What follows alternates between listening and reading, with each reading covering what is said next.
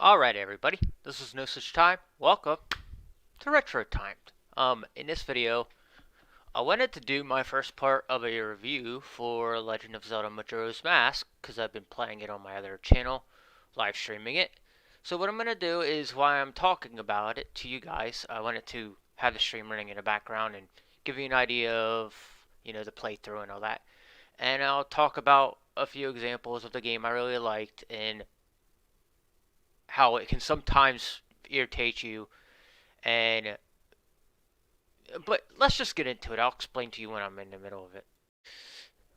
All right. So the beginning of this game, it starts off where you meet Skull Kid, and there's a big tragedy going on, and basically the Skull Kid, he basically messes up your day by coming across you, scaring you, stealing your horse, your ocarina, and then takes off. And I like the beginning of it because it shows the basis of what the game is going to be about, which is like when you first get into the game itself, you end up getting turned into a Deku Shrub, which is if you don't know what a Deku Shrub, let me pull that up for you. Actually, I'll let this run in the background. All right, so let's pull up a Deku Shrub.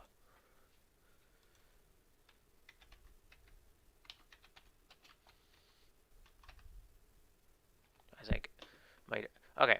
So this is Deku Shrub. So you turn into one of these things, and this is what you end up looking like. Now, I really like this idea because it gives you an idea of like what will be happening throughout the game. So after a certain point in time, you get your ocarina back, and you end up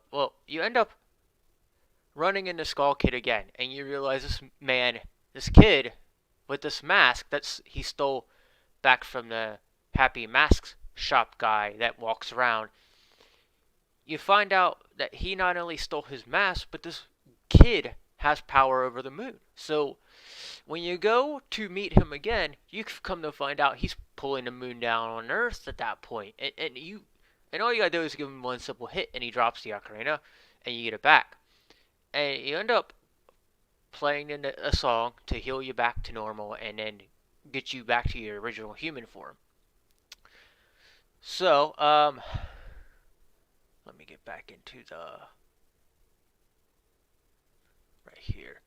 So, going back to everything, the story continues on where you figure that out. You heal yourself again, and then you turn around and you end up going to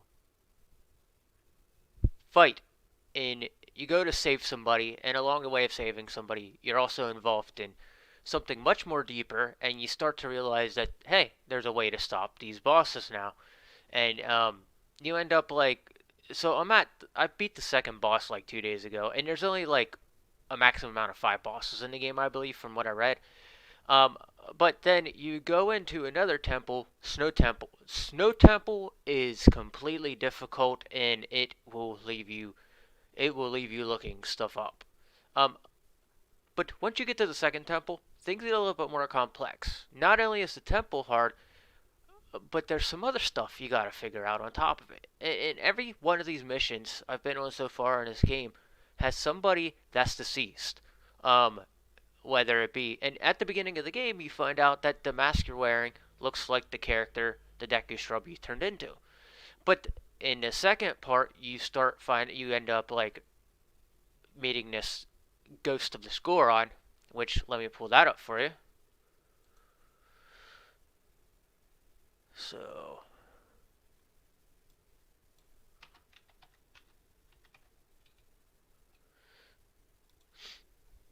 So this the Goron you turn into. I think I'm trying to remember his name.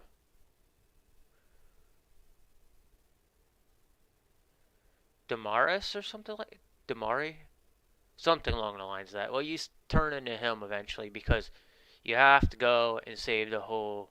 You have to go and reverse the weather, which consists of you having to defeat the Snow Temple. And before you go into the Snow Temple, you end up finding a bunch of items, which lead you to um, you have to use the lens of truth, which you all know from Ocarina of Time was the lens you could see stuff. And then on top of it, after you defeat that boss was both bosses in the beginning. The first boss was genuinely easy. The second boss was a little bit more difficult. Pretty much it was a giant goat of some sort, or like some kind of mule, and you like it was a mechanical mule, and you just go around in a circle and you race it, and you have to go up and hit it on the back to make it fall down and hurt. After you beat that, everything turns back to normal, and people start. But like before you go and defeat the temple, when you're wearing a mask, people every time you wear these masks, people recognize you as these characters. Right here we're looking at. So they think you're him, and they're like, no way, he can be dead. So throughout the game, you learn that there's a lot of dead people, um, in the game, deceased, and that's why this game, is really just a dark title to begin with. It's the second, out of a story, um, and out of the story of Ocarina of Time is where this led you, and going back to the very beginning, you're in the middle of the woods and you end up like so there's this theory about Majora's Mask where you end up like dying, and there's one point where you end up dying and you end up like falling down this cliff. So when you fall down the cliff, your memories fade away, and that's when it dawned on me. Well, like, hey, maybe that's where and it even says somebody says that's where it all starts. And if you notice throughout the gameplay, you're gonna see points of the stages of grief. Um, um, the story so far, I like it. There's a lot of missions you got to do to help save people. On top of it, the main quest itself. Um, I've been trying to run through the main quest. I wanna like eventually I might come back and play this third time. I'm enjoying it, but at the same time it gets really frustrating. But after you defeat that second boss, everything goes. The weather goes back to normal in that area. The winter goes away and it turns back to spring. And then you end up getting your horse back at that point.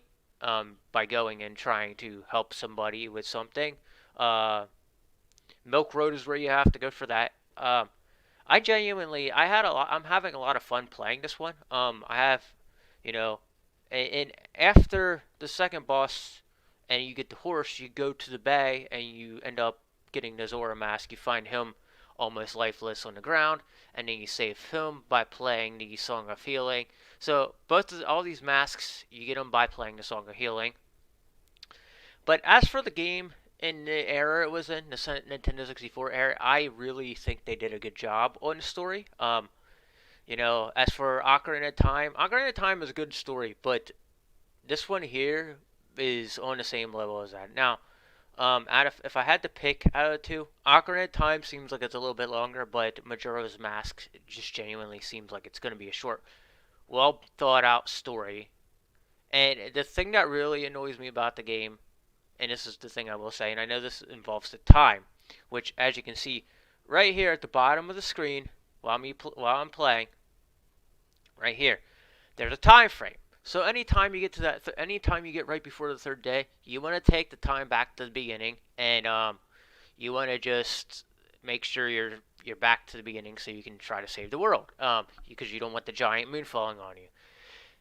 It's been a lot of fun, and I don't know. I think I'm like a couple bosses away from the main boss, but I'm gonna make this in two parts just because I want to go in kind of an in-depth thing. And again, if you haven't played this one, I suggest you do it. There's a lot of this. This is a really dark story, and this should have been more at a mature level than a teen rated level, because just the story alone is very very dark. The fact that you're coming to help save deceased people and get their masks to turn into them is really just dark in general. So but yeah, that's about it. As you can see right here, I already have like two of the masks. That was the first boss, and that was the second boss that you fought, the mechanical bull. And you still play the ocarina. All the stuff is here, as you can see. The arrows are there. Just everything you remembered from the Ocarina of Time got put into this game. But the theory, I do believe the theory is true about Link, passing on in this game. That was something, and then there's this theory that the hero of time shows up in Twilight Princess, which you can find a hero of time in Twilight Princess. So I think that's about it for this. I had it and graphically it was amazing for its time. Um, and it's a very action-packed game, very good storytelling, very good, just everything so far. And the mask that Skull Kid wears, because Skull Kid's the main villain in this game. Um, yeah, a very good villain. Probably stronger than Ganon, if I could say anything. But Ganon is well known. Skull Kid's not as known, and so yeah, I think Skull Kid's a lot stronger than Ganon. That's just my thoughts and my opinions after playing this. Ganon can't even drag the moon to Earth. Ganon just plagues the world. Now in Breath of the Wild, he kind of plagues the moon too. So I mean, uh, but yeah, I think that's about it for this. I'm really enjoying this, and if I could say anything, go back and play this game if you get the chance. It's totally worth it. It's a piece of history that Nintendo 64 had that like not many people talk about, because the mainstream game Ocarina of Time is the one everybody played, but I played this once before and I didn't play the whole way through. That's why I'm playing it again, and that's why I made this retro channel, honestly. So thanks to this game, I now have this channel. But yeah, I hope you enjoyed this. Let's go back to the big screen. Alright, so there you have it. I hope you enjoyed my review on this game. I give this game, like, probably an 8 or so, on radar. Um, oh, I don't know, that's a tough one, because it's such a great story that I want to give it higher, but I'm going to leave it at, like, an 8 or a 9, because Ocarina of Time is that game of my time and anybody else's time that was living at that time. That got into video games and played a Nintendo 64. But yeah, it's really tough to rate that one. I will gift that one a 9. That's what I want to give it. So with that said, guys, if you like what you saw here, I'm gonna be reviewing part 2 of this to let you guys know how it all ends and all pans out. But I hope you really enjoyed this, and I will be putting more gameplay up also next time. After this, I'm probably gonna review Tetris or something else. I want to go back and play the original Legend of Zelda game eventually. I have a whole list of games I'm going to go back and play. There's a wrestling game that I really liked back then that I think I should review on this channel, and also some other reviews are coming away. But you're going to see a lot of nostalgic things on this channel, and that's why I built this. So, alright, if you like what you saw here, hit like, and I'm out. This was Retro Timed.